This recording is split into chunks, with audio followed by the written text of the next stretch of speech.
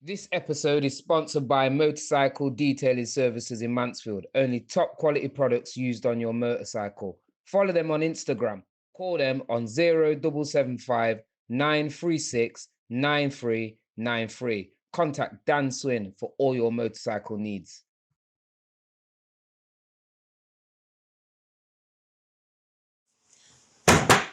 Dun, dun, dun, dun, dun. The usual bullshit intro. As always, Cheese and More podcast, episode 9, with the amazing, absolute Don of Dons, Miss Emily Catherine illustration in the building. Thank you. Bosh. It's very sweet. However, I'm going to stop you Why? because it's your birthday. Oh gosh! And you didn't tell me. I know. So I've got you a little surprise. What? Yeah. Me? Yeah, you're taking piss. What? Oh my days, fam. What the fuck? No, fam. No, you're taking the piss. We're not doing the podcast until you make a wish. Oh my gosh. Oh my gosh. Can I make a different wish for each candle? Can we switch that fan off before? Innit? Can we switch the fan off for noise purposes? Can I make a different wish for each candle? Of course you can, mate. Thank you. Can you blow out each candle individually though to make that wish? Because that's if I retract each one from the cake I can. And due to COVID measures, I don't want to douse the whole cake with my germs. So one candle first, make a wish. And I closed my eyes and I made the wish. Good. Second one. Hold on, I need to wish again. And now last wish. Hold on. I actually feel like a kid because I'm closing my eyes as I blow out candles. Yes, done. Thank you. Oh my, quick. No, thank you. I did not know you was making me a. Is it a? Oh, yeah. Wait. Was one of your wishes shaped like this? No, it looks like a giant party sausage is in there. A soft one. No. So you know how I didn't know it was your birthday? Yeah. I had to go to Lidl, right? Yeah. That's my closest shop. Yeah. So you've got the best from the middle aisle. Okay. Yo, I like the middle aisle and Lidl. Yeah. It's random. Well, yeah. Oh no, fam, you're actually why? You don't have. It's weird. It's so weird. What the? Wait. You see, this is why I love you, you know. Honestly, I've got mad love for you. Cause this is why Emily is amazing. such a don. Like, you don't know what you're getting, but it's always going to be sick. Like, honest, I love this. Yo. You know what? That suits you. I'm so pleased. Thank you. Ash, am I allowed to film like this? Yeah? It's your birthday. Hey! Let's really go. Alright, boom. Let's kick. I don't know, cause if I sit forward and I don't want to keep. Oh, thank you. I thought you could put it in your car. Yeah, this is like my own Groot. Yes. I am Groot. Yeah, it is. I've got my own baby Groot You've now. got a little sleepy Groot. Oh gosh. No, serious, thank you. You're that welcome, is sick. mate. Oh my. Happy birthday, mate. For the aesthetics and visuals behind, let me remove this out of the way. Dash off cam. Now, let's kick start and kick into Miss Emily Catherine. Thanks again for the cake. Thanks for the pillow. You are welcome. Feel free. Oh, birthday cakes, cupcakes from my mother. Oh, that's so Took cute. in. I know I could play. Look. Oh, mum, you didn't She's have the to. best. Just. Mrs. Cheese is the best. Gluten-free as well and all that good I stuff. know, you see, I know that this is going to ruin you. I'm sorry. It's alright, man. I'm gonna get ruined later. Days, yeah. Yeah. Exactly. This is fully a cheat day, mate. I'm drinking gummy berry juice. I'm chilling with one of my mates, but for this it's professional. Like, you know what I mean? I can't act like you are one of my mates. Oh, fuck it. Yeah, let's pretend we don't know each other. That will go down well. But no, Miss Emily Catherine illustration. Kickstart and tell me about your childhood. What was you like in school? Primary.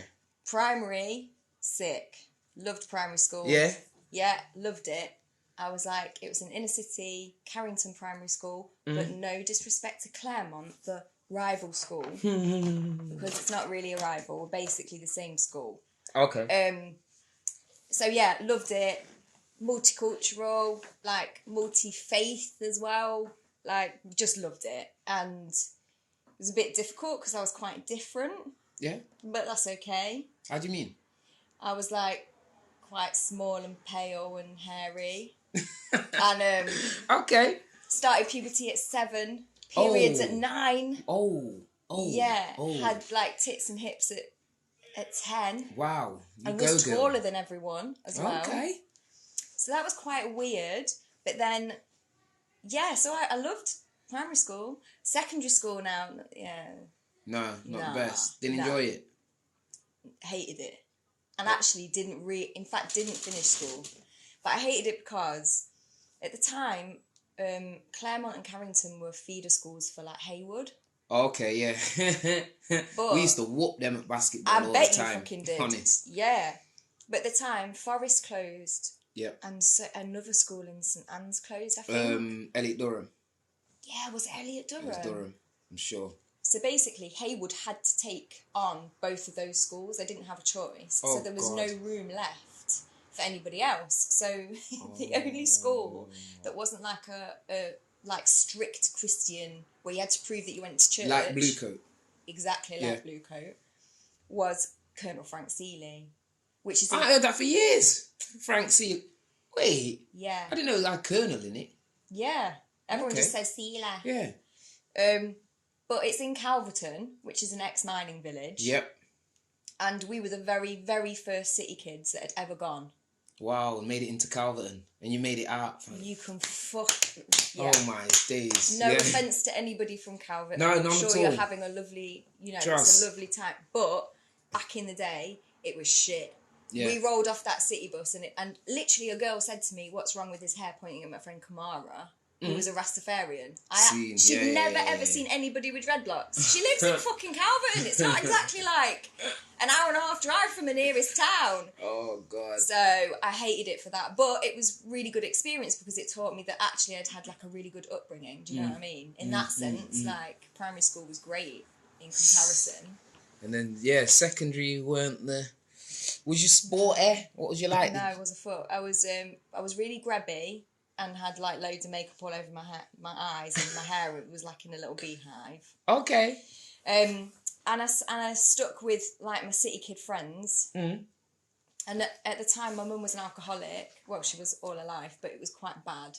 So I didn't really ever go to school. No. And because I had to like look after her, and it was quite worrying and all that kind of shit. And I didn't like play truant because there was no naughty kids there. Do you know what I mean? In comparison, like I was the naughty kid. Wow. Even though I wasn't. Yeah. So yeah, I just ended up leaving school before I did my GCSEs. Was homeless for a year. Got into a hostel at 16. Oh gosh. Got out of the hostel at 17.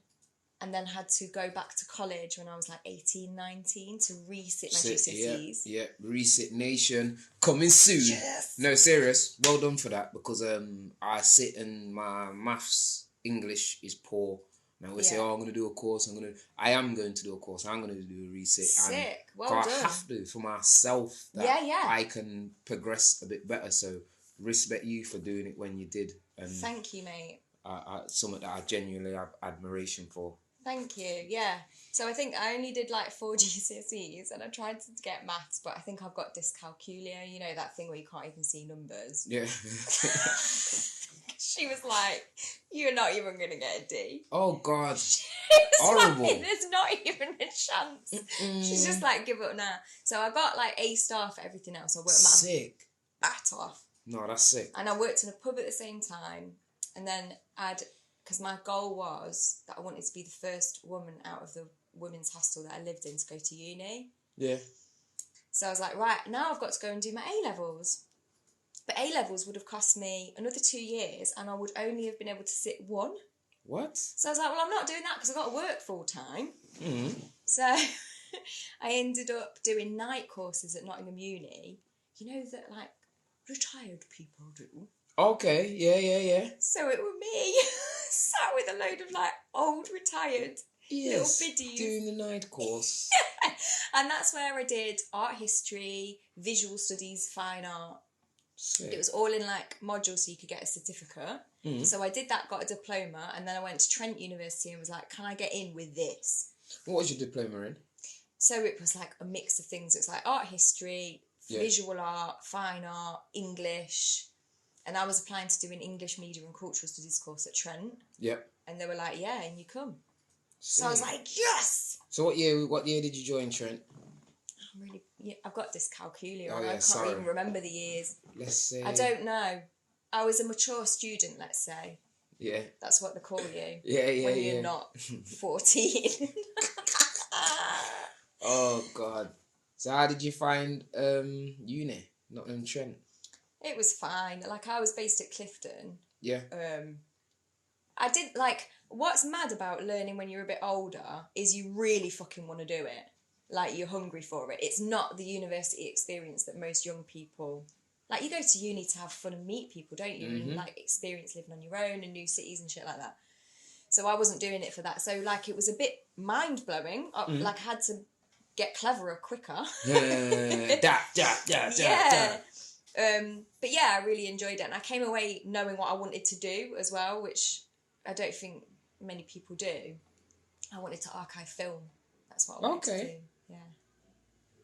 So then when I left uni, I worked at the BBC and I worked at Bradford Media Museum and I archived film. Sick.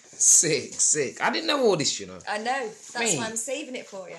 And then the fucking Tories came in, bun the Tories, and they closed down all the archives. Yep. They sent all of the archives either to universities or to prison inmates to archive actual celluloid film. See. There was no room for me at BBC, no room for me at Bradford Media Museum. So I was unemployed and I had to move back into my mum's house. So she was still drinking at this point. Yeah.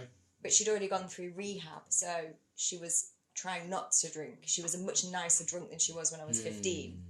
So anyway, so I was like then caring for her and working, and my mate's mum had said, can you illustrate a book for this old dude? And I had nothing better to do, so I did it and was like, I could do this. This is what I should do. But then obviously, like, a few years rolled on and I still had to care for my mum and I still had to, like, have a job and all the rest of it, so I still didn't do it. Yeah. Got married. My husband at the time was like, I don't know what I want to do. This is a really quick rundown of my life. No, I'm loving it though. Like, what? From marriage to uni to the courses, diplomas. Just. So I kept putting it on hold. And then he left. Wait, how did he propose? Divorced. He proposed to me at Kew Gardens, took me down to London on Valentine's Day. Oh. Proposed to me at Kew Gardens because I love plants as well, as you know. No, not he's a cunt. Oh, yeah, sorry. So anyway, he left. And then I got my divorce and I was like, fuck this. I'm not putting myself on hold any longer. So by this point, I'm 30 now. Yep. And that's when I started my business. I was like, I'm going to do it. And now I'm 6 years on, nearly 7 years on. And it's gone quite well, shall I say. Me. And that's not me blowing my own trumpet. That's just the fact that I can live off it. I was going to say, not to be rude, but I'll blow your trumpet, dear. Anytime. Bet you will. No, honestly, the work that you do and have done, which I want to divulge in headfirst, the illustrations for basically books, publishing, and the amazing stuff that you can do. Do you decide, like, you do commission work? Yeah. Have you just decided, I'm just going to bang a book out based on whatever you want? No. Normally, like, book covers come to me from people that are either wanting to self-publish or it's a publishing house and they've got a very specific set of requirements, or they don't really know how to illustrate within the book and they freak out. So my job with everything really is to sit and talk through people's creative ideas and then make them a reality that they're happy with a bit of extra spice of my experience. Yep. So, like, I've done educational books, as you know, so they've been like lots of little illustrations all peppered throughout. And then I've done like, you know, Irish fiction. And that was like working with a guy to try and have the book so that if you turned the cover upside down, it would still look. Yeah. So, yeah, the book thing has never been like all my vision. It's always been working really closely with the author. Okay, so like for people, if you're thinking like, what do you mean with the illustration? Books like, say, The Hungry Caterpillar. Yeah. Like, that's the most memorable. It's like water-based paintings. Yeah, it's all hand done. That is this amazing lady that is sat in front of me. She does so much. You would have seen or come across some of her work and not known that it's this done here. Like, honestly speaking, I can't give you enough flowers because you are flourishing in your own lane, in your own everything, and it is fucking sick to see. Thank you. Like, for instance, when one of Big Up Humble Designs, it was Humble that first said, it showed me some of his stuff and says, oh, yo, we should chat Emily and do some designs with her. She's sick. I was like, yeah, man. Then another time, he was like, no, blood, man, need to shout Emily, rare. And I was like, yeah, I'll shout her still. Like, no, check out her stuff. And I can remember it was on his computer, and he was like, look, check this. Look, have you seen this? And I was like, okay, no, she's sick. And it's just different. Like, for some people, it's like, it's got to be bold. It's got to be bright. You have I can't explain it. I can always tell when it's because there's a softness, there's creative, there's colour, there's so many things, and you can capture, like, in portraits, you capture what it is. Do you know what I mean? It really looks like you could get 5 different people to draw something, and your drawing captures like a soft, I keep saying, like a softness, and then it can be brash, or it can, like, in some of the portraits in people's face, what you do, and all sorts of mix. There's whose mixtape cover it is, where there's so much going on in the thing, and it's like, wait. Do you mean Droog, your old Droog? It wasn't even close, with the witch in the kitchen and the cats and the... Yeah, that one. Bro, there's so much in there in detail. And it's like, the fuck can you do? And I get it now through knowing you certain times. It's like, can't talk, I've got a commission, got to be finished by... That's how she does it. By completely locking off for about 5 days from the world. Yeah, longer, you know. People get real pissed at me. Trust me, and the kitchen turns into a frigging art gallery, and she's going mad and dipping paints and colours, and like even just colour matching and making a colour for certain things. Like, I use different colour palettes for designs and shit, and I can't imagine how you're there mixing paint. No, I need a deeper no, that's gone too deep now, I need to go light now. But with all the colours on these hand drawn, hand painted, that is fucking long. Yeah, it is, And you're the fucking genius behind it. Thank you for saying that. That's like, really sweet. It's one of those things that still, like, I always look at your work and stuff, and it's just like, nah, this is ridiculously sick. Thank you. More people need to see and know about it because it's sick. So, like, say for instance, skipping forward now, you started the company 6 years ago. Yeah. What was one of your best moments, other than starting it up, and like, what was one of your best things in the company to do? Is it the communication with the people? Is it the drawing itself? What do you really like? Oh, I just love.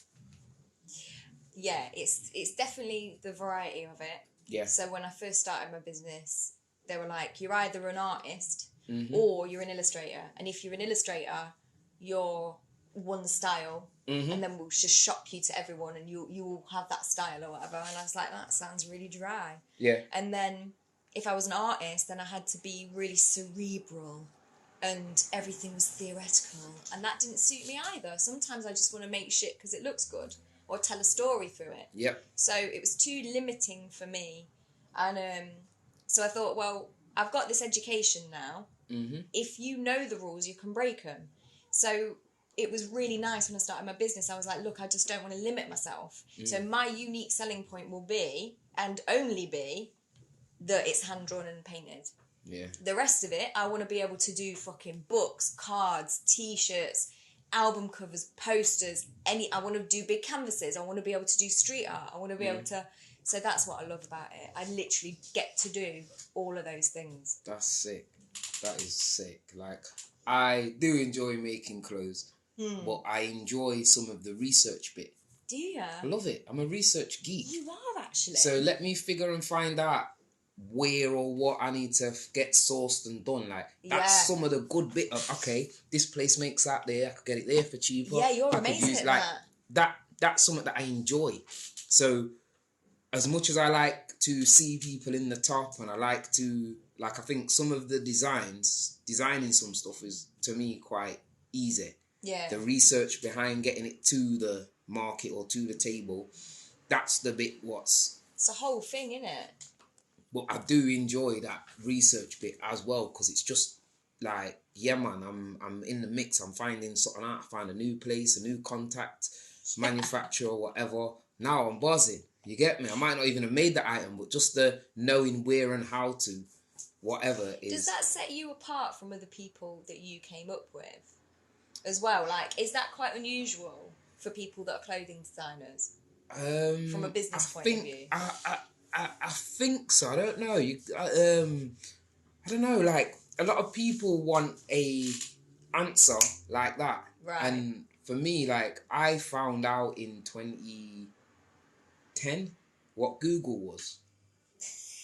That there's a worldwide search engine that I can look up where does heat fix diamante rhinestones, and I can drive there and get them. Yeah. Like, that to me was like, how comes everyone use this Google thing to do whatever? Because everything I wanted to know, I just Googled it and went there. Timing. Like, for me, I just thought, oh my God, every answer is in this thing. Because I couldn't turn to a person to say, excuse me, how do I? Yeah. Where do I? What do I? I didn't have one person until later on. Simeon was one person I could ask certain things to. But before that, every answer was in Google. And like, the trial and error process was tough and rough, but is what it is. Wow. Like, kind of, it literally is what, like, if I just thought like I had landed in a gold mine by finding out what Google was. Yeah. You get me? I never had a Gmail account.